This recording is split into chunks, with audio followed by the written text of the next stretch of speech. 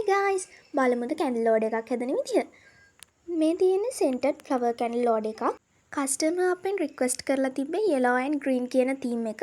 ඒ නිසා අපි මේ විදිහට yellow සහ green mix කරලා flower candles ටික හදලා තියෙනවා. දැන් මේ තියෙන අපි අච්චු වලට ඉටි දාලා ඉටි ටික වේලෙනකම් තියලා තියෙනවා.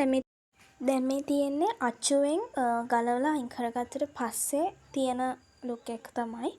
බලන්න හරිම ලස්සනට නීට්ව තියෙනවා.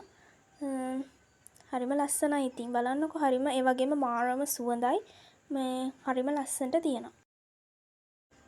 මම මේ වලට පෙන්නන්නේ දැන් අච්චුවෙන් ගලවලා ගත්තට පස්සේ තියෙන look එක. බලන්න හරිම ලස්සනයි. මේ final look එක නෙවෙයි. හරිම ලස්සනට තියෙනවා. ඒ වගේම හරිම නීට් එකට ලස්සනට අච්චුවෙන් ගැලවිලා ඇවිල්ලා තියෙනවා. හරිම ලස්සනයි. පෙති කැඩිලා හැම මුකුත් වෙලා නැහැ. හරිම ලස්සනට තියෙනවා. මේ තියෙන්නේ ෆයිනල් ලුක් එක තමයි. මේ ඔක්කොම අපි හොඳට පිහදාලා ඒවා කරලා ඔක්කොම කරලා දැන් පැක් කරන්න තියෙන ඒවා ටික තමයි මේ තියෙන්නේ. බලන්න කලින් එකට වඩා ලස්සනයි. එළියක් ඇවිල්ලා තියෙනවා. ඒ වගේම මාර සුවඳයි. දැන් මේ ටික මෙහෙම කාමරේ තියලා තියෙද්දිත් මාර සුවඳයි. ලස්සන විතරක් නෙවෙයි මාර සුවඳයි.